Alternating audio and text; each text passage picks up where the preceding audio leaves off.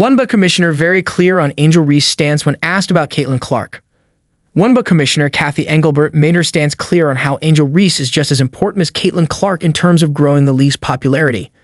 Throughout the 2024 season, many fans contributed the massive popularity boost of the league to Clark and the fan base she's built during her historic time playing for bluder at Iowa.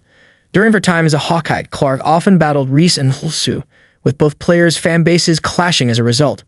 As such, when the two were drafted in the 2024 Wnba draft, the league reached new heights of popularity.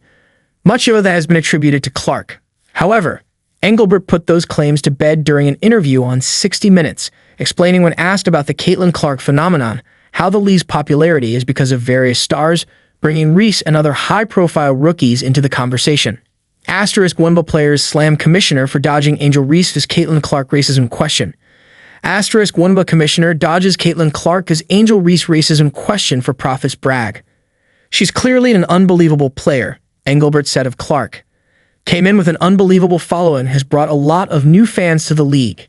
If you look at our historic season in terms of our attendance, viewership, Caitlin, Angel Reese, 2, Rika Jackson, Cameron Brink. This class of rookies, we will be talking about them a generation from now. When asked why Engelbert included other rookies when talking about the success of the league, Engelbert made it clear she believes the success of the Wnba is predicated on the success of other stars as well.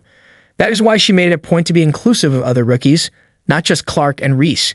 No league is ever about one player, Engelbert continued. That one player could get hurt or whatever.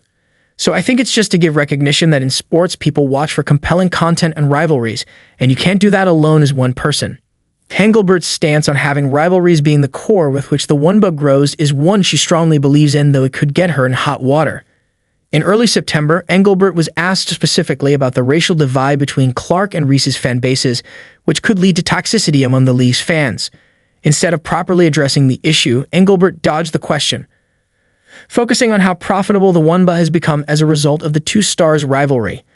Engelbert's decision to not speak on the racial tensions did not sit well with the Women's National Basketball Players Association, Wnba, who quickly released a statement calling out the commissioner for her lack of response. The Wnba made sure to explain how the league does not condone any racist or sexist abuse from fans, stating that toxic fandom demands immediate action. Since then, many around the league have spoken out about the increased instances of fans, in some cases, the Indiana Fever fan base, hurling racist, sexist, and misogynistic comments and abuse to different star players.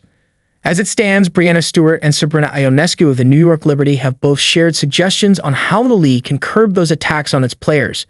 Phoenix Mercury star Brittany Griner also shared her opinion, declaring the league needs to be quick in addressing those types of comments so players can play basketball freely. Clark's coach, Christy Sides, also gave an emotional response concerning her players and other stars around the league being racially abused on social media. Lastly, Clark herself called out those using her name to push a racist agenda to other stars in the league. Nobody in our league should be facing any sort of racism, hurtful, disrespectful, hateful comments and threats, the 22-year-old said. Those aren't fans. Those are trolls, and it's a real disservice to the people in our league, the organization, the Wnba.